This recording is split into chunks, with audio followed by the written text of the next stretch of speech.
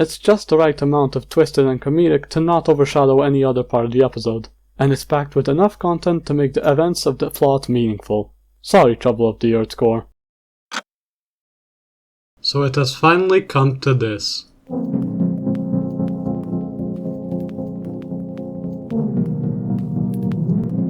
Big Trouble at the Earth's Core is an episode of The Adventures of Sam Max Freelance Police that lasts 10 minutes and 38 seconds. If we do not count the opening sequence, the intro, and the single commercial break transition, the episode lasts 8 minutes and 57 seconds. Now, if you're not that familiar with the Sam Max show, specifically if you don't know every detail like the cave dweller I am, there's something quite interesting yet frustrating about this episode that turns it into what's probably one of the worst episodes of the cartoon. The Moleman characters introduced in this episode appear more than Sam Max themselves.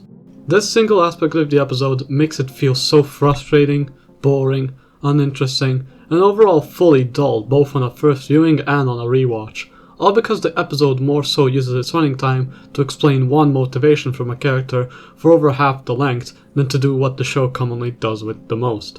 Fun humor, interesting set pieces, great visuals, creative concepts, and overall pure Sam Max fun. However, as I have somehow hit this episode while playing darts with myself while deciding what Sam Max cartoon episode I should review next, I wanted to be completely sure if this episode genuinely has more appearances of the Moleman than it has with our favourite protagonists. So I went full on nerdance mode and timed the entire 8 minute and 57 second episode and counted how long Sam Max appeared, how many lines they had, and if the scene showing had the focus on them, and also counted the same but for the Moleman, including Dr. Morag, this episode's antagonist. What, you don't believe me? You think I'm a liar? Here's a screenshot of me and my video editor setting timers for each appearance. Who's the liar now? Well, this episode probably. Anyways, here are the results. This episode approximately lasts 8 minutes, 57 seconds, and 60 milliseconds if we obviously do not count the opening, the intro, and the commercial break. There is only 11 seconds and 979 milliseconds of footage with no relevance to both the Moleman or Sam Max in it, which we can round up to 12 seconds. There is 1 minute, 11 seconds, and 868 milliseconds of footage where both the Moleman and Sam Max appear. There are 4 minutes, 44 seconds, and 84 milliseconds of Sam Max being on screen and relevant on the episode. And finally, listen to this.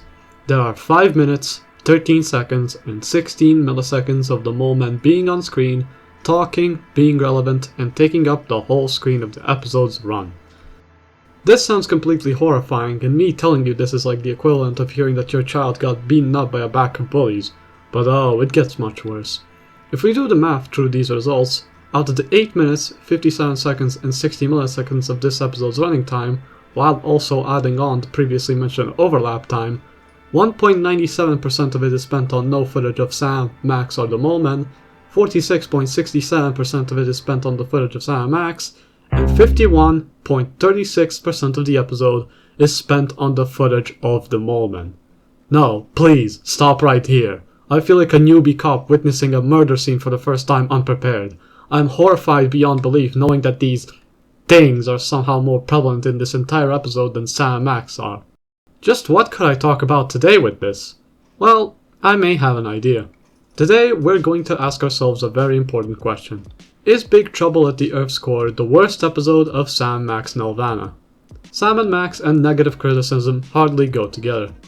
For a franchise that has been going on for almost 40 to 50 years now, and for a franchise as beloved, underrated, praised, and overall remembered by millions, it is very hard to sometimes look at it and point out the flaws of its certain media. Tell me, when was the last time someone who wasn't either a non-Sam Max fan, wasn't cherry-picking, wasn't simply talking about certain moments being outdated, or wasn't just mindlessly disliking tiny details actually criticized a piece of Sam Max media? Now, that isn't to say that people hadn't pointed out flaws of the franchise at all. I mean, the last episode where we talked about the cartoon series, I was talking about why Max's Big Day was a flawed episode. Not only that, but there are also just commonly discussed flaws that the community also comes together to agree on why it sucks. For an example, many people do not enjoy the ending of The Thing That Wouldn't Stop It. Many people find Sam Max hit the road too hard due to its lack of in-game hints. Many people prefer Sam Max Save the World over Beyond Time and Space. And most notably, many people found Sam Max, This Time It's Virtual, to be very disappointing. However, you must remember that the key word emphasized in all of these examples is flawed. Despite all that I've shown as an example, people still enjoy the rest of episode 1. People still enjoy Hit the Road. People still enjoy Beyond Time and Space, and yes, there are also people who still enjoy This Time It's Virtual.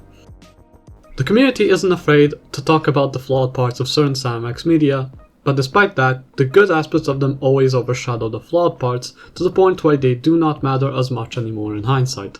Think of Sam Max media getting its quality in the form of, let's say, lifting a dumbbell. At first, it is really painful and tough to pull off, and even some of your internal organs begin to hurt you so much you could drop dead at any moment. But once it gets the grip to it, it's able to achieve that goal that strive to overcome for the sake of our entertainment. Pretty good analogy, right? Well, now apply that to Big Trouble at the Earth's Core. Yeah, it just shattered all the hope it had to be a good episode. So, why is this episode bad? Can it truly be the only objectively boring episode of the Sam Max show and the only bad Sam Max media? Were the mole men that fun to have more screen time? Was the comedy and action the saving grace of this episode? What can we improve about this episode? And how long will I be able to go with talking about this segment without bursting in tears of the fact that my favorite TV show only has one bad episode? Well, grab on your comically large salad drills with your large unclipped fingernails and come with me through 3,200 miles into the Earth's muddy dirt as we tackle on the biggest enigma of the Sam Max show, Big Trouble at the Earth's Core. The episode begins in Sam Max's office, where after chatting about some fuzzy purple food box, they get a call from their good commissioner about some big trouble happening at the Earth's core. Oh hey, that's the name of the title. Oh hey, I said it obvious. Oh look, a brick. Sam Max go down to the basement of Solitude and get ready to travel down to the Earth's core thanks to the geek's new invention, a large salad spinning drill that can travel right to the Earth's core in 5 hours. Dang, that's 640 kilometers an hour. How did Sam Max not die in that thing? And hey, what's up with all the math in this video? I surely hope I don't have to solve Pythagoras theorem problems in my future videos to determine how fat Sam truly is. Anyways, Sam Max reach the Earth's core and begin exploring the whole place, marveling at the beautiful sight of the environment and getting ready to solve yet another case. I will be honest, despite what I mentioned about this episode in the intro of this video, I will say that this whole opening sequence and beginning are pretty good on their own. The pre-intro opening sets up the story quite well. The plot about Sam Max traveling to the Earth's core builds intrigue and mystery as to what they're gonna face there, even though it's very obvious if you saw the pre-intro cinematic. The animation is once again great like always, and of course, Sam Max are very enjoyable to see once again. At first glance, with the fact the writing in both plot terms and comedic terms lands so well so far, and the animation is like always really nice, the viewers watching the episode have this impression that this episode will be a plot and theme similar to the episodes like They Came From Down There or The Thing That Wouldn't Stop It. And you know, that sounds like a really good addition to the series. I really think that episodes where Sam Max take cases with many action elements that lead to a really fun climax are some of the most underappreciated for the show.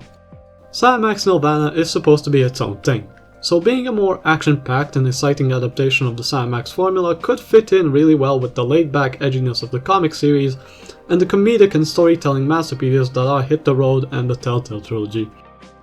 However, it's at this point of the episode, past the part where the set piece and the plot stop building up and our favorite duo finally face the foes of the week, where things all start going downhill heavily. I mean, it makes sense since we're now miles away from the surface, but oh, you get the point. So, Sam Max eventually find a large thermometer and see that the Earth is heating up like crazy, and after attempting to cool it down on a control panel, they get surrounded by a large pack of molemen, a clot, which capture them both and bring the duo to their leader, Dr. Morag. Now, dear viewer, let me ask you something. Do you realize what this means? No? Well, let me guess instead. The episode is going to super implode by clogging 4 minutes of its running time, therefore reducing its quality to the size of an infant ant who can fortunately not witness the fall of this episode holds with its tiny little insect eyes. Am I right? Oh wow, I am! Okay, I may make things sound very exaggerated with the fact I'm hyping and gassing this all up, but hear me out. Would you like me to explain this entire second act of this episode? Yes? Okay, so, The Mole Men, led by Dr. Morag, discovered humanity's television and therefore climbed to the surface to have a chance with romantically partnering with the humans. But due to their ugliness and long claws, they fail. So they plan on making a bunch of rubber hands to fix their issue, but after Max throws a wrench in their machinery, their plan comes to a halt. This tiny synopsis took 63 words to explain to the second act to you, and to read this synopsis out, it took me 19 to 24 seconds. Now, what exactly is the timestamp between the beginning and end of this act? Well, shockingly and horrifically, 4 minutes, 36 seconds, and 8 minutes and 40 seconds. Dude, what the flip? Why did anybody in the writing team even slightly think about the idea to take up about 44% of this episode for scenes on top of scenes of talking and talking through a one-time character who is not even that interesting? I feel as if I could, or maybe even should, end the review right here, because what else can you say about an episode that consists of nothing but explaining the plot? I know this may sound rude as I am criticizing a part of the episode where a character must let the audience know what the whole deal of the story is about, but I can count so many different ways of how you can do it in such a small amount of time without needing to sacrifice this whole episode of a show with already dwindling number of episodes in its first and only season. I know this feels like it's the only thing I'm complaining about, since honestly the writing itself is fine enough and so is the animation and the overall episode idea, but this one single act, this one single scene of Dr. Morag and his Mole Men Legion just shoving exposition in our mouths should really not be this long. You want me to prove how unnecessarily long this scene is? I'll do it by comparing other scenes in the show all about exposition. In The Thing That Wouldn't Stop It, the thing is explained in only 44 seconds. In Bad Day on the Moon, the cockroaches are explained in 46 seconds. In They Came From Down There, the first, second and third act plots are explained in 18 seconds, 50 seconds and 1 minute and 18 seconds respectively. The Friend for Life, Lauren's character is fully shown in only a minute and 13 seconds. We Drop at Dawn, 38. Kiss Kiss Bang Bang, 46. Tonight We Love, The Invaders, Little Bigfoot versus the Uglions, 13, 41, 30, and 1 minute 38 seconds respectively. Dude, Morag, stop it already! You talk so much that the show's already over! I'm genuinely completely baffled at this whole act for being so shallow. I cannot imagine how anybody could try to look as deeply into this as possible and tell me what's so great about this act. This act takes up almost half the episode and it's nothing but exposition with a side of minor jokes. Sure, those minor jokes work, they land well and are well written, but they're made to be small comments inside the whole episode during moments and acts where something's actually happening. Remember how in my last review of Max's Big Day, I complained that one of the most memorable jokes was just a one-off line, complained that the messages tried to tell was badly executed, complained that the new characters were as special as a piece of cardboard, and overall thought the episode could have been something great if it truly focused on the message it was going for? Well, I surely regret saying my criticisms about that episode like it was the worst thing ever, because I feel like I could watch Max's Big Day 40 more times over one viewing of this episode, and I'd still have more fun and more things to talk about. Literally everything from the show is more fun and interesting to talk about than this episode. Here's a public message to anyone who's doing a ranking of Sam Max cartoon episodes and already knows what they want to put in last place. Stop, put it down, take episode 8 and put it in F immediately.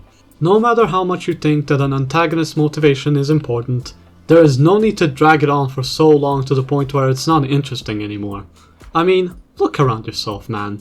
You've got a whole environment to work with and a race of kooky characters to interact with. This could have been a perfect blend of They Came From Down There's visual appeal and Max's Big Day character interaction. But no, instead we get a dirty mole man to say something, Sam Max make a tiny comment, rinse and repeat until a wrench is thrown right into my eye socket. It's probably just me, but I do not like it when things take too long in media. I don't like grinding games for 50 hours for the Platinum Trophy, I don't like seeing filler in other shows, I don't like it when I have to wait for someone to leave a public restroom, and I especially do not like having to hear JK say light years 14 times before one of his songs starts. Yet, I'd rather wait and experience all of those things again than try to find something fun from this episode. Light years, light years, light years, light years, light years, light years, light years, light years, 3 beers, my ears, top gears, sharp spears, my peers, big rears. Yeah, it's very annoying. And just to show off how easy it is, here is how I would personally rewrite this whole exposition dump to make it actually reasonably short and not take up the whole act. Ahem. Greetings, surface dwellers. Actually no, cut the impression. That'll get annoying to my soul. Greetings, surface dwellers. I'm Dr. Morag. We are the Molemen, a simple race who have the duties to maintain the core temperature of the planet, until very recently where you have discovered your surface world and began exploring it through the night, abandoning our once important task. We tried to communicate and befriend many of you during our travels, but they have rejected us due to our talents. Oh, how I hate them. But they won't annoy us anymore. Thanks to our superior intelligence, we have crafted a conveyor system that creates these lifelike rubber hands to give us a chance to finally connect with human society and get dates. You see how much clearer that is? You see how much room it gives? Why not do something fun with the moment that leads to all those funny one-off comments that happen? I've literally compared this whole scene's transcript to this rewritten one, and the difference between them is that the original has 531 words and the rewritten one has 111. Dude, that's like 79% of the script left to fill in. You could do so much with that time. I can't believe that we were talking about this act so much that we have now physically proven that this whole act is filled up with unnecessarily clogged exposition. How wonderful. Oh, and also one more thing. What the heck was up with him suggesting going on with a date with a geek? Must we throw this guy in jail alongside Haiji Toa? Okay, enough. We talked about how useless this whole act is and how much it makes no sense to just turn the whole exposition into 4 sentences. But we must keep going on with this review. I won't be using my 20 minutes on idle talk, would I? I'm not that naive. Anyways, after Morag finally explains his plan, Max throws a giant wrench at the machinery that is heating up the planet, and suddenly everything starts breaking down. And you know what? This scene is actually really awesome. I'm not kidding when I say this. Despite the second act of this episode being nothing but talking to a brick wall for 4 minutes, this whole action scene with a really kicking guitar solo in the background, alongside effects and shots of the whole machinery stopping and blowing up, with parts of it crumbling and falling apart everywhere, all leading to a large explosion. Dude, this is what I've been waiting for. Something actually interesting and action-packed to look at. And heck, after that, a pretty comedically crafted fight scene is also added into the scene. Dude, what is with this episode actually giving us content to watch when the situation is outside the most important part? Does this episode just happen to have a large liking for beginnings and climaxes? This scene would have been so much more fun than it currently is if it were delivered after a meaningful act. Oh, and if it also didn't have this moment. Anyways, after the fight scene, Morag jumps onto the duo and captures them, getting ready to literally throw them into the Earth's core to boil them alive. But thankfully, at the last second, the mole men suddenly meet the mole women. Well, that was easy.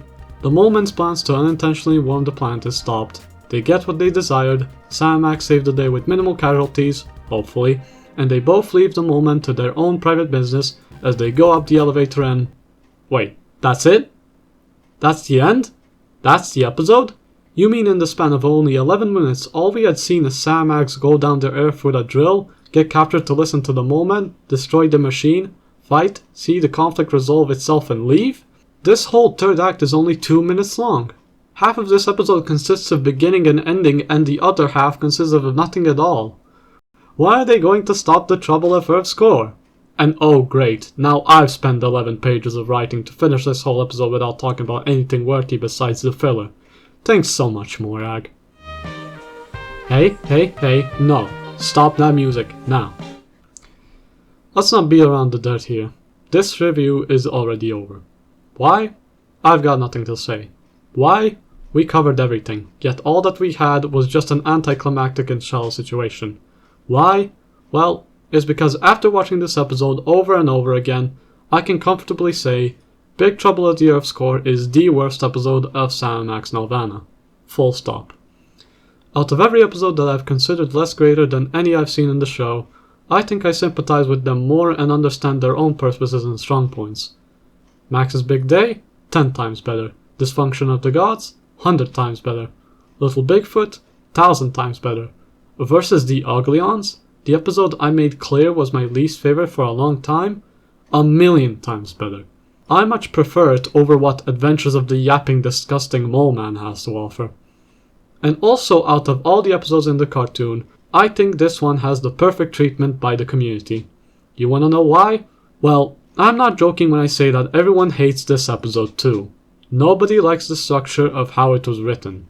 Nobody found anything interesting about it, and nobody even bothered adding a single clip from this entire episode into any clip compilation of the show.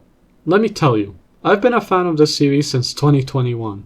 I know how important clip compilations of the show were to new fans of the franchise. I don't remember seeing a single clip from this episode into any funny moment videos, and especially do not hear any discussion about the episode in general anywhere. I'm sorry if this whole review is just me being an angry chud over a kid's cartoon, but you really gotta understand. The crew behind some of the most smartest, funniest, timeless, and overall iconic cartoon episodes I've seen in my life also made an episode with such an interesting concept, yet with a really poor execution. And the worst bit is that there's nothing exactly rage-inducing about the episode. The reason why I'm so mad at it is that it's so boring that it becomes a bad episode. You could say you don't like the thing that won't stop it for its ending. You could say you don't like Max's big day for the guinea pigs. You could say you don't like 104 for the political humor and puzzle design. You could say you don't prefer Season 2 to Season 1 for its own inconsistencies. And you could say you don't like This Time It's Virtual for being too safe, not traditional, and trying to shove in too much new content the fans are not familiar with. But at least Episode 1 has an amazingly written episode after all. At least Max's big day had a clear goal it strived to achieve. At least 104 brought some of the most iconic parts of the franchise. At least Season 2 succeeded at being the Sam Max game we never got. And at least This Time It's Virtual was a game that you could play and laugh at and had a plot. What justifies Trouble at the Earth Score as a good episode? The animation is good, but so is every episode. The humor lands well, but it's all around one joke. The unique and redeemable aspects of the episode stand out well, but they only come from the beginning and end of the story.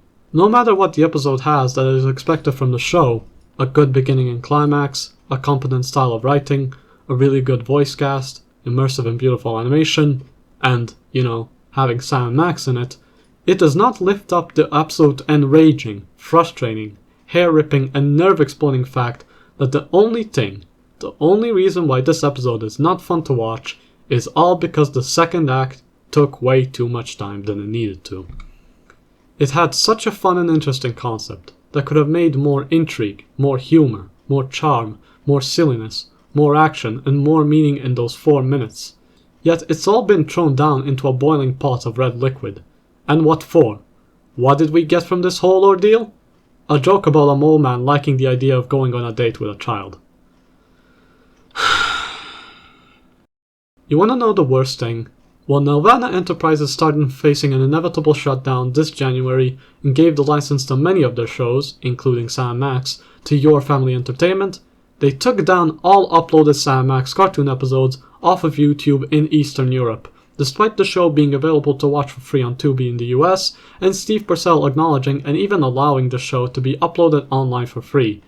And out of all 24 episodes of the entire series, guess which one they have not taken down, which is fully uncut, uncropped, and unedited. Big Trouble at the Earth Score. They took away everything we had and left us with the episode with the least amount of content. Oh well, the world stinks. On a completely serious note, I'm sorry if this review felt a bit too short or shallow, despite it being longer than the one I wrote for Max's Big Day. I want to emphasize just how disappointing this episode truly is. Sam Max Nelvana, or however you call it, is my favorite show of all time. I've mentioned that many times, and I express it that way with the fact I comment on many things nobody seemed to have commented about before.